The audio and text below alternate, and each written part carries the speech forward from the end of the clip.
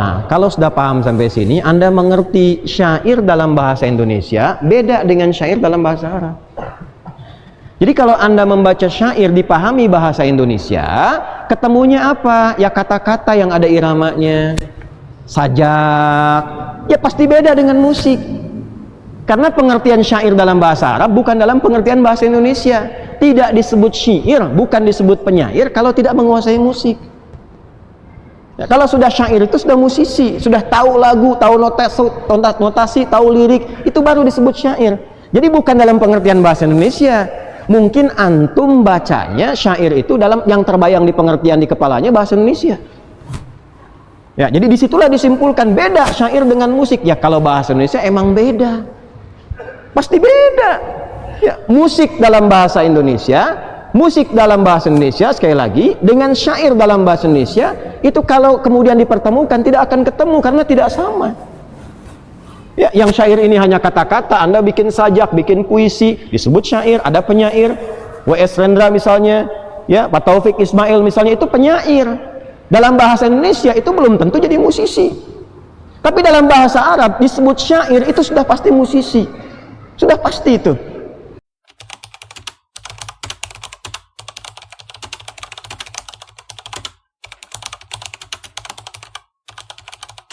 Assalamualaikum warahmatullahi wabarakatuh. Nah, sekarang mari kita bahas inti persoalannya. Apa itu musik?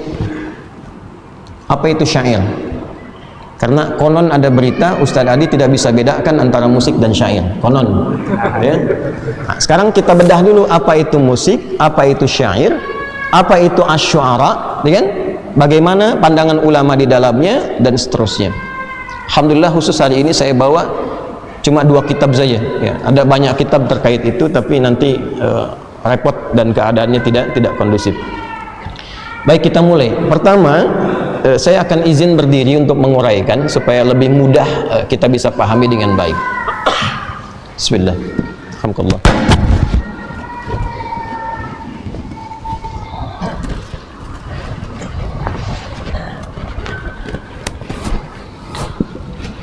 Bismillah. Bisa terdengar jelas ya? Ibu-ibu di belakang kedengaran nggak? Tidak, tapi bisa jawab. Tidak kedengaran tapi bisa jawab ya. Masya Allah.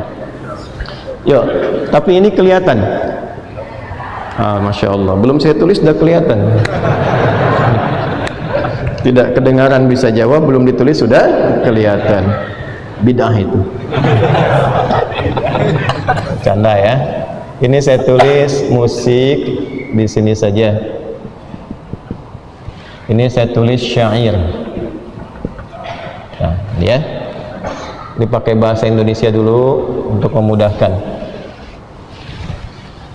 Kemudian yang bahasa Arabnya sini musiqa ini. Yang ini pakai alif lam asy-syair. Kalau syair nanti orangnya.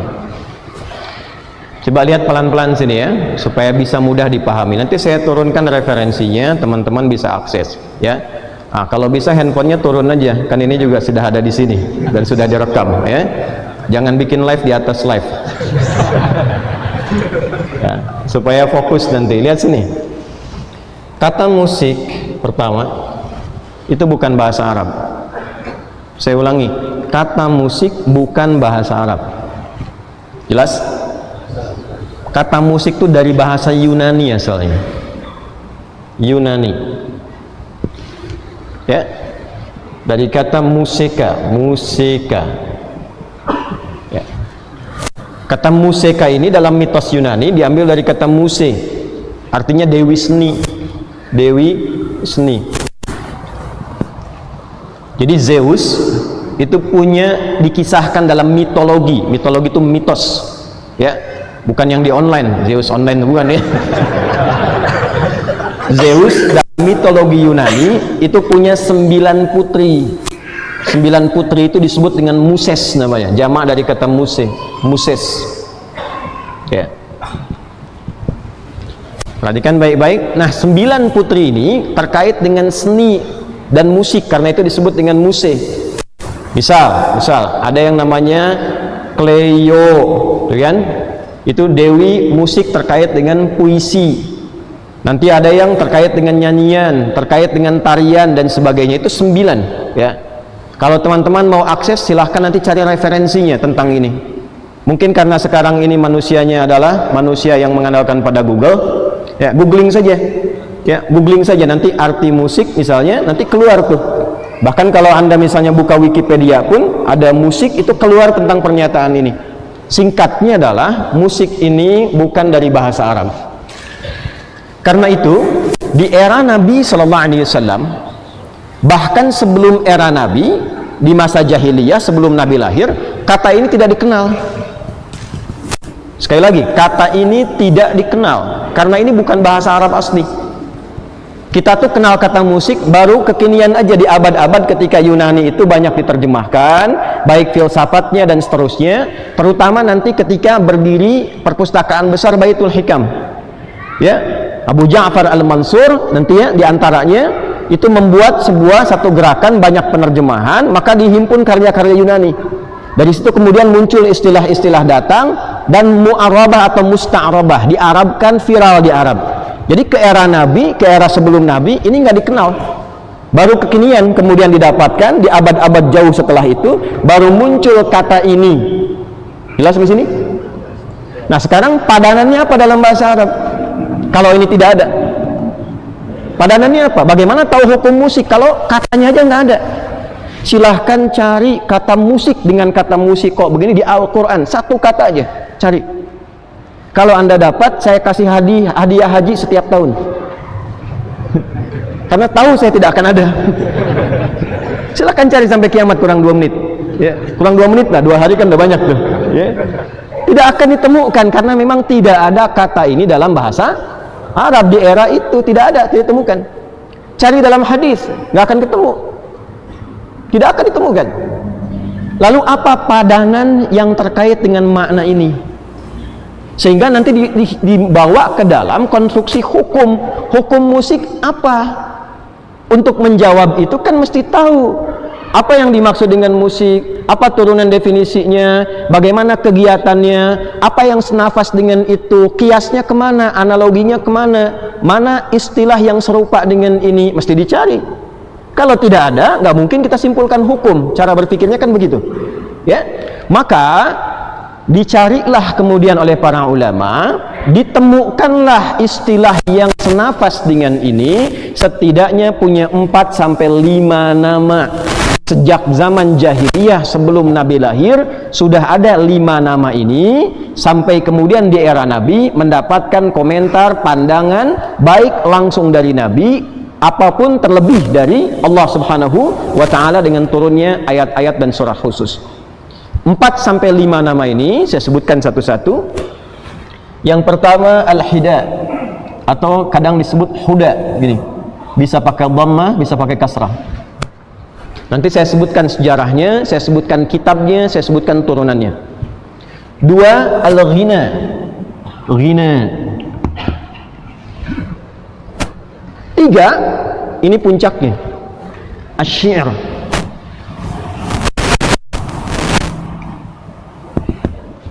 1 huda pakai hak kecil ya, bukan hak besar. Hak huda atau hida. 2 al-ghina, ghina.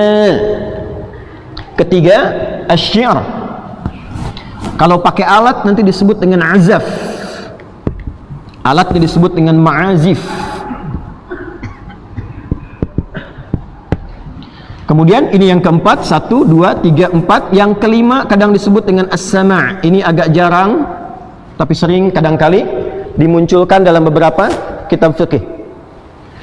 Al-huda atau hida 1, al-ghina 2, asy-syi'r ini puncaknya 3. Yang keempat kalau pakai alat azaf, alatnya disebut ma'azif. Dan yang kelima as-sama'. Jelas sampai sini? Jelas. Jadi kata ini tidak ada, kata musik ini. Yang ada tuh 5 ini. Dari mana asalnya 5 ini muncul? 1 al-huda atau al-hida.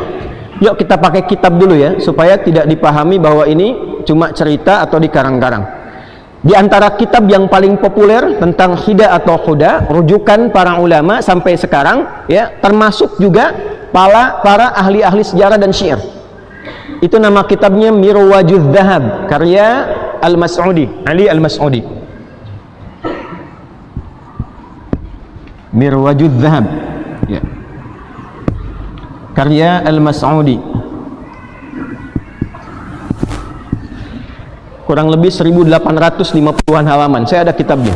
Ya, dibagi pada 3 sampai 4 jilid. Yuk kita mulai ya. Hida atau huda asalnya bermula dari datuk atau kakek buyut Nabi sallallahu alaihi wasallam yang bernama Mudhar. Siapa namanya? Mudhar. Jadi kalau kita tarik ke atas, Muhammad sallallahu alaihi wasallam bin Abdullah bin Abdul Muttalib bin Hashim bin Abdul Manaf bin Qusay bin Murrah bin Kilab. Ada yang menyebut bin Kilab dulu baru kemudian Murrah, ya. Bin Murrah bin Kilab. Muhammad sallallahu alaihi wasallam diulangi, bin Abdullah bin Abdul Muttalib bin Hashim bin Abdul Manaf bin Qusay bin Murrah bin Kilab bin Ka'ab bin Ghalib bin Hir bin Malik bin Nadar bin Kinana bin Khuzaimah bin Mudrikah bin Ilyas bin Nizar bin Mudhar. Ke-18. Saya coba ulangi ya. Jadi ini datuk kakek Nabi yang ke atas ke-18. Jadi kalau diurut ke ayah berarti kurangi 1, ke-17 berarti.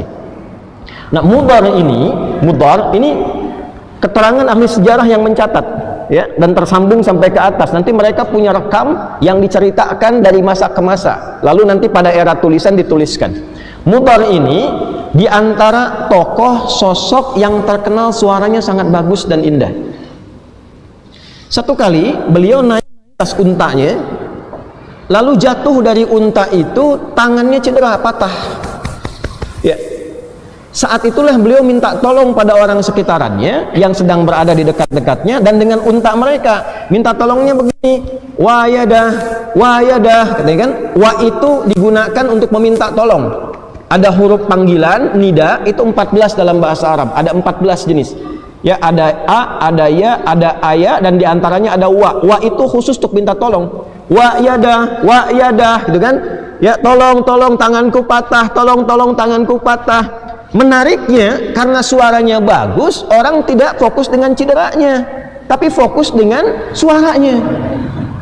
Yang saking bagusnya, jangankan orangnya, unta-unta sekitaran pada datang berkumpul. Wa yadah, katanya kan, tolong tanganku, gitu kan? Ada iramanya, maka datanglah orang-orang ke situ, fokus kepada suaranya. Nih suara enak banget katanya. Jadi bukan fokus kepada cederanya.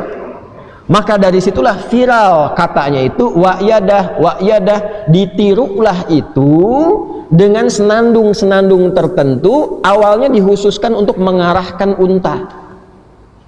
Ya, karena ketika unta dengar itu makin semangat, makin cepat, makin jalan dan seterusnya. Maka dimodifikasi oleh sebagian orang, ketemulah kemudian irama-irama iqa' dalam bahasa Arab itu. Sampai muncul formulanya. Dari situ formula ini digunakan untuk mengarahkan hewan. Senandung nyanyian yang diarahkan untuk bisa mengarahkan hewan itu dalam bahasa Arab disebut dengan hidaun atau hudaun. Ini asalnya, ini versi 1 ini itu untuk mengarahkan hewan. Dari situ menyebar ke masyarakat luas, kan cepat viral dulu walaupun belum ada Google dan seterusnya. Menyebar cukup banyak, lalu banyak modifikasi. Ya, jadi bentuk formulasi, jadi notasi-notasi yang kalau sekarang disebutnya dengan notasi lah, ya, notasi irama. Nah, mereka bentuk jadi nyanyian umum yang tadinya untuk hewan dibikinlah jadi umum. Bisa untuk orang, bisa untuk menggambarkan ilustrasi sekitaran dan sebagainya. Maka ketika bentuknya dirubah dari untuk hewan saja menjadi senandung umum, itu disebut dengan ghina. Apa namanya? Ghina. Ini yang kita sebut dengan lagu nyanyian sekarang. Terjemahkan dengan lagu nyanyian. Ghinaun. Jelas? Oke, 2. Dari situ, dari senandung itu, kemudian lebih spesifik, sampai itu ada orang yang khusus untuk bisa memeriksa ini polanya benar atau tidak, untuk menunjukkan bahwa ini yang marak di masyarakat kami ini sastranya seperti ini. kalau keluar dari sini itu tidak disebut dengan bagian dari komunitas masyarakat kami. Maka Allah Az-Zibyani, dia yang mengoreksi. Kalau pengen bikin lirik seperti ini, kalau pengen bikin ghina, formulanya begini. Formula itulah yang kelak kemudian dikenal dengan nama bahar. Bahar. Ya. Ba, ha, ra. Nih, bahrun. Bahr. Jamaknya bukhur. Pakai ha, ba, ha, waw, ra. Bukhurun. Saya pelankan. Ada 16 jenis bahar pada waktu itu. Ada berapa? 16 formula, 16 jenis, ya. Sittata asyar bahran. Contoh. Satu, ada yang namanya bahar tawil. Formulanya tawil. Ya, disebut tawil karena formulasinya panjang. Tawilun lahu dunal bukhuri fadailu fa'ulun mafa'ilun fa'ulun mafa'ilu. Formulasinya fa'ulun mafa'ilun fa'ulun mafa'ilu. Tuh. Fa'ulun mafa'ilun fa'ulun mafa'ilu. Oh, ini rumusnya. Jadi kalau ada orang ingin bikin nyanyian dengan menggunakan formula pada masa itu, lalu nanti menghadap untuk dikoreksi benar atau tidak, diantaranya pada An-Nabighah Az-Zibyani, pakai formula ini dicek nanti. Fa'ulun mafa'ilun fa'ulun mafa'ilu. Kifa nabki min dzikra habibin wa manzili wa baina dakhuli fahawmali. Contohnya yang punyanya Imrul Qais misalnya. Kalau cocok, bagus, silahkan lanjutkan. Satu baitnya dibikin, 2 bait dibikin, 3 bait dibikin. Kalau formulasi ini menggambarkan tentang 1, rasa, 2, pikiran, 3, informasi yang ada di sekitaran. Saya ingin mengungkapkan lagu dengan rasa yang saya sedang rasakan. Saya ingin menggambarkan ilustrasi situasi sekarang. Lihat Masjid Al-Azhar, langsung bikin lagu, langsung bikin lirik. Musik lagu yang ditampilkan untuk menggambarkan rasa, pikiran, dan ide, itu bahasa Arabnya disebut dengan syair. Ini. Jelas? Awas, hati-hati. Orangnya disebut syair. Syair. Jadi kalau teman-teman klik syair, ya, klik aja syair misalnya, kemudian musik, syair, musik begini. Maka definisi musik syair itu sekarang definisinya musiqa dzatu afkarin. Musik yang mengandung pikiran, mengandung ide, mengandung irama, mengandung rasa. Jadi tidak mungkin disebut syair kalau tidak ada musiknya. Jelas? Syarat musik itu masuk ke dalam syair, syarat disebut syair itu 5 syaratnya. 1, afkar, ide. Ada pikirannya, ada renungannya, ada rasanya. 2, uslub, gaya bahasanya yang betul. Ini timbangannya. 3, fasohah, mesti fasih, nggak boleh ae, harus runtut. Kemudian yang selanjutnya khayal. 4, ada imajinasi, sehingga ketika ada daya imajinasi nggak langsung pada tujuan, itu lebih indah. Dan yang kelima, syarat yang kelimanya musik ini, yang kalau dalam bahasa dulu disebut dengan iqa', namanya iqa', ada irama-irama nada. Jadi tidak mungkin disebut dengan syair kalau tidak mengetahui irama, tidak mengetahui notasi yang dalam bahasa sekarang disebut dengan musik. Ya, jadi kalau teman-teman ini belajar sastra Arab, Al-Adabul Arabi, ilmu ini nanti dibahas di 2 cabang ilmu. 2 cabang ilmu ini, 1 untuk membahas notasinya disebut dengan ilmu arud namanya. Arud. Tuh. Ini ilmu keempat tertinggi dalam bahasa Arab. 1 nahwu, 2 saraf, 3 balaghah, ada 3 turunan, ma'ani, bayan, dan badi', dan yang keempat ilmu arud. Ilmu arud itu ilmu khusus untuk mengetahui dan membuat syair dengan notasi-notasi musiknya.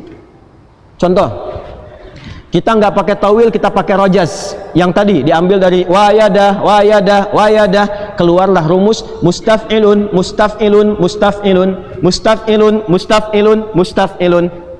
Keluar dari sini baru dibikin liriknya yang sesuai dengan irama ini. Sautus safiril bulbuli hayyaja qalbi thamili al-ma'u wa zahru ma'a zahri lahdul muqali fa anta ya sayyidali wa sayyidi fakam tayyumuni ghuzayyilul uqayqali qataftuhu min wajnatin min fi'li hadha ar-rajuli faqala la la la la faqad ghada muharwili wal walad wali waliya wailali faqultu la tuwalwili fabayyinul lu'lu'ali qalat lahu hina kadha in hurwadhul muqali kahatan kaqaila li tabtabuli. Coba ulangi. Itu contoh. Ya. Bisa pakai madid mufa'alatun mufa'alatun fa'ilatun mufa'alatun mufa'alatun fa'ilatun. Contohnya apa aplikasinya? Tala'al badru alaina min thaniyatil wada'. Nah, itu ada iramanya, ada alunannya, ada notasinya. Notasinya tuh dari sini ilmunya arud. Jelas? Dari mana tahu itu? Karena ini jurusan kuliah saya. Itu saja. Kami ini spesialisasi, saya ini cinta Quran. Karena saya cinta Quran, saya ikuti jalur ulama. Nggak mungkin tahu dan bisa menafsirkan Quran kalau nggak kenal bahasa Arab. Imam Syafi'i ngajinya bahasa dulu. Imam-imam ulama tuh ngaji bahasa dulu. Maka jurusan kami itu bahasa dan sastra Arab.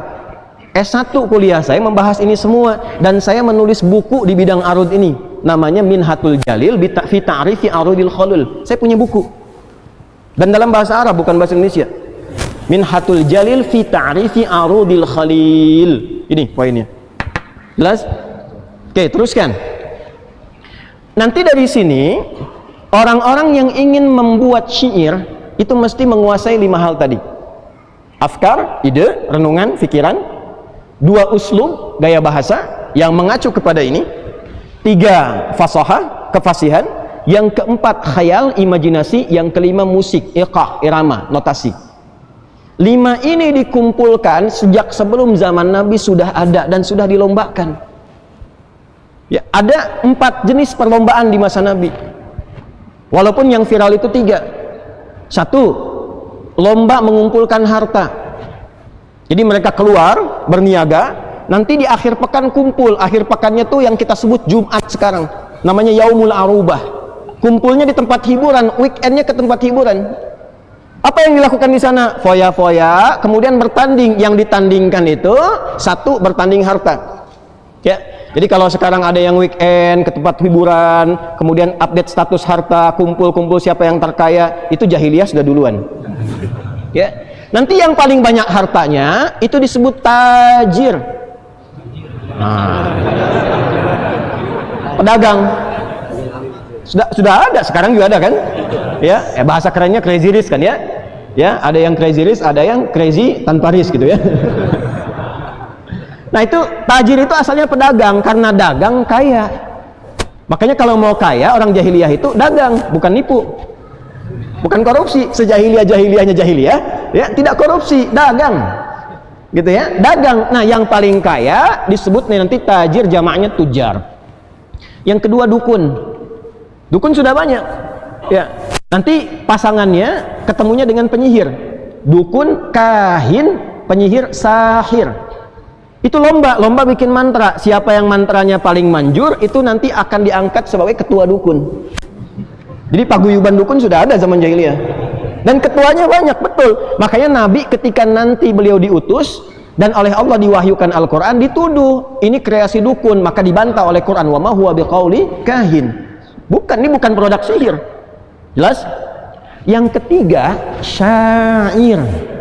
Syair, ahli syair, ahli musik tingkat tinggi. Kenapa disebut tingkat tinggi? Karena yang ini buat hewan saja. Ini masih umum, yang ini istimewa. Nggak semua orang, nggak sembarangan bisa menguasai ini. Jadi kalau sudah levelnya syair, itu musisi khusus. Dan itu dilombakan.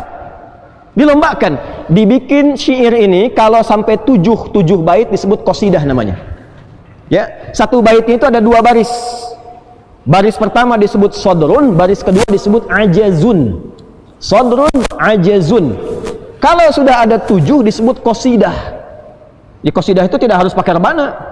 Ya dana, bangun masjid pakai dana. Nggak harus pakai rebana. Ya, ke Depok Cibubur, Depok Cibubur, Depok Cibubur gitu kan. Dapat uang segepok kecebur gitu ya. Jadi nggak harus pakai rebana. Qasidah itu bila ada bait syair sampai ke 7 jumlahnya disebut qasidah. Kumpulan-kumpulan qasidah disebut dengan diwan namanya. Jadi dari mulai syair pakai bahasa Arab aja biar nggak salah paham. Nanti dari sini muncul qasidah kalau 7. Dari qasidah muncul diwan kalau dikumpulkan. Jelas? Ini dilombakannya di mana? Di pusat hiburan namanya aswaq, suq uqad, suq dumatul jandal, dan nanti yang paling bergengsi, paling elit perlombaannya di atas Jabal Qubais. Di dekat Ka'bah yang sekarang ada istana raja itu, Jabal Qubais. Ya, ada Gunung Abi Qubais, itu ada istana sekarang. Itu adalah tempat prestisius yang menentukan siapa berkuasa.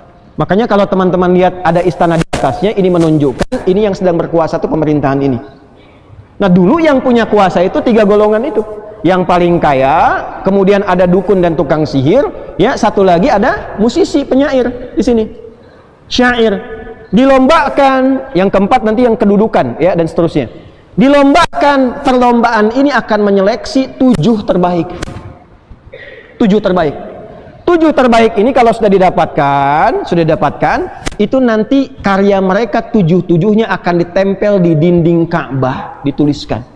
Itulah asal mula sejarah nanti kain kiswah yang diganti dengan Al-Quran saat Islam hadir di tanah Hijaz. Asalnya itu bukan ayat Quran, asalnya bukan Asmaul Husna, asalnya itu tulisannya syair semua.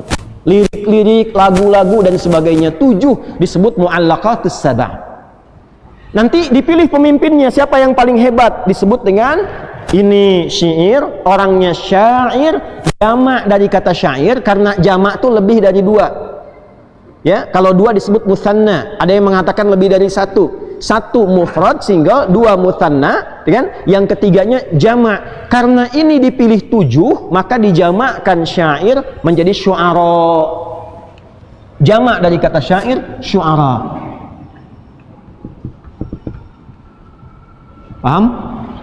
Masuk sampai sini? Masuk. Ini maaf kalau saya terasa lebih kencang karena suara yang di sini dengan ini agak berbeda. Ya, maksud saya supaya kedengaran ke belakang. Kalau yang teman-teman online terdengar, itu supaya terdengar yang offline ke belakang. Ya. Jadi bukan karena semangat membara, bukan. Ya. Jamak syair itu syu'ara adalah 7 kemudian dikumpulkan, ditempelkan di dinding Ka'bah, ditulis dengan tinta emas. Main-main, ditulisnya pakai tinta emas, ditempelkan di dinding Ka'bah, ditempelkan 7 terbaik, namanya al-mu'allaqat as-sab'a. Kalau belajar sastra Arab pasti paham nih. Al-mu'allaqat as-sab'a.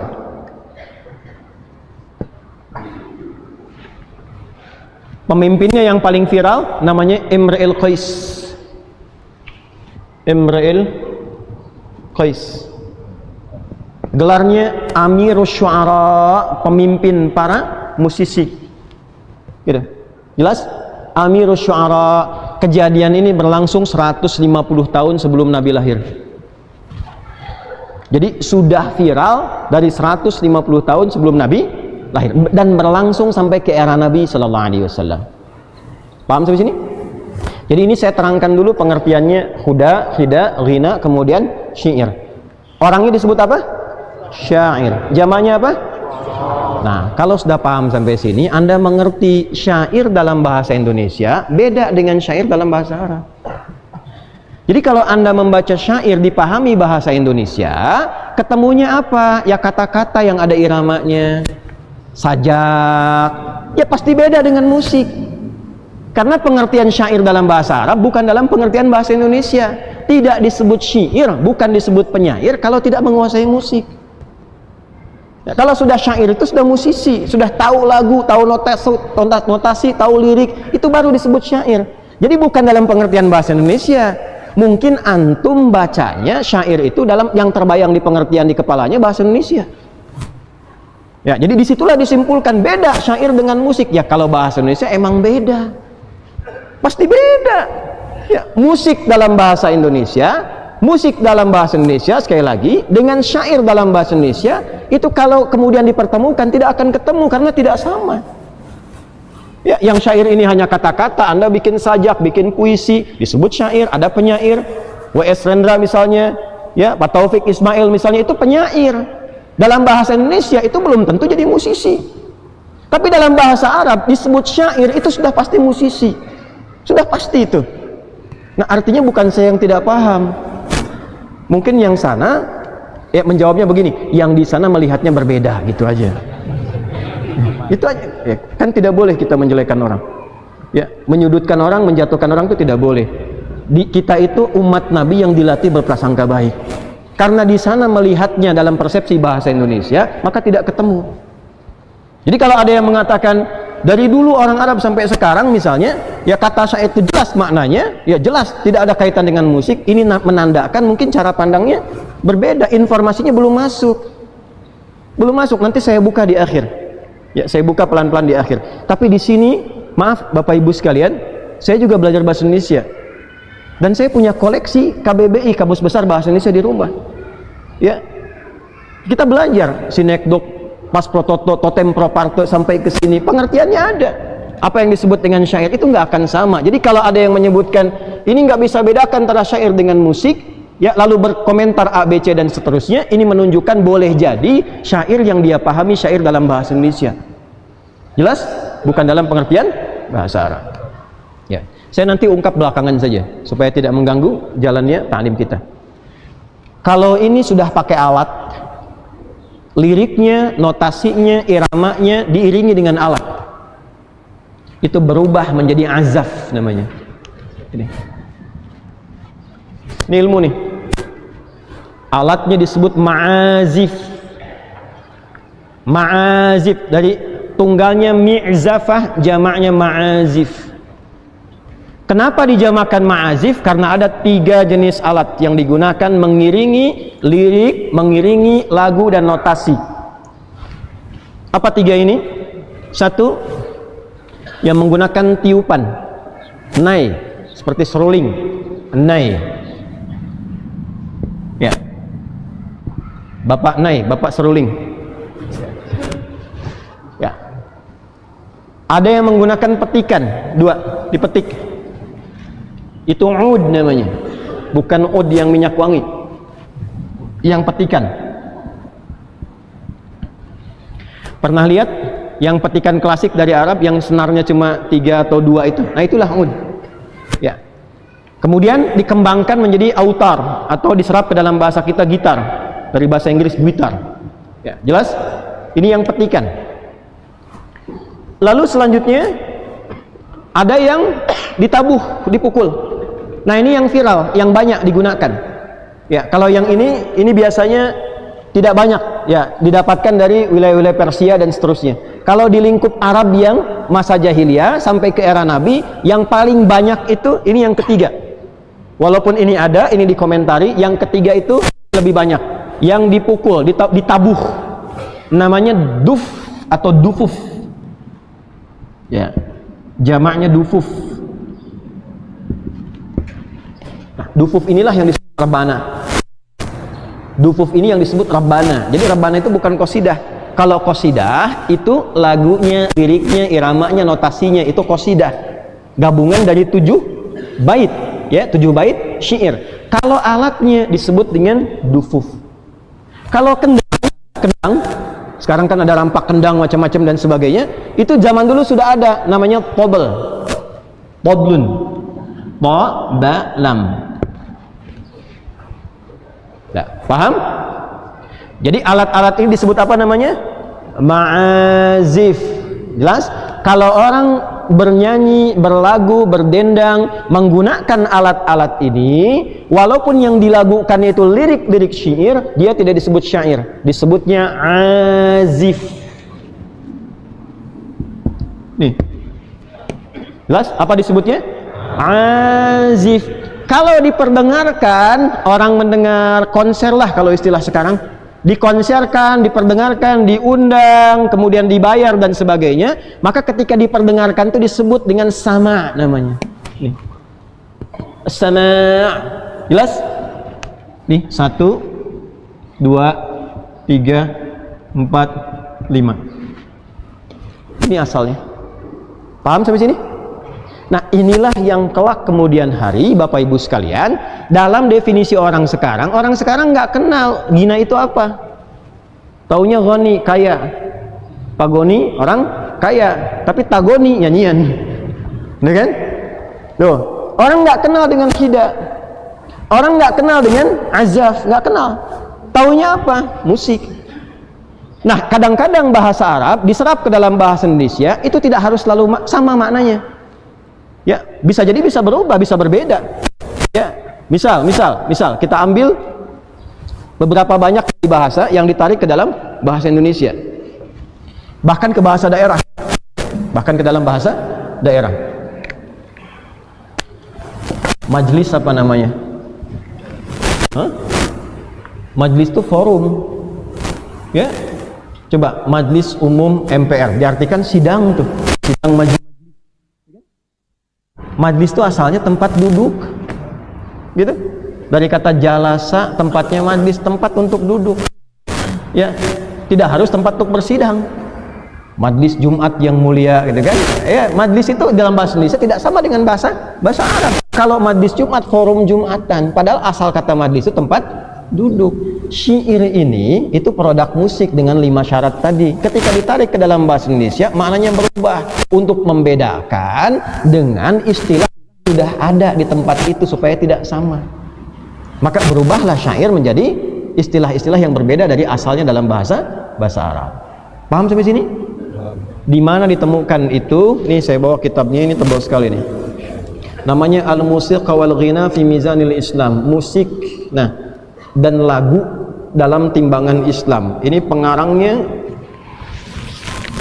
kalau teman-teman lihat, Abdullah bin Mustad Al-Hajiz, ini 500, kurang lebih 500 halaman, segini tebalnya. Dijelaskan asal usul ini.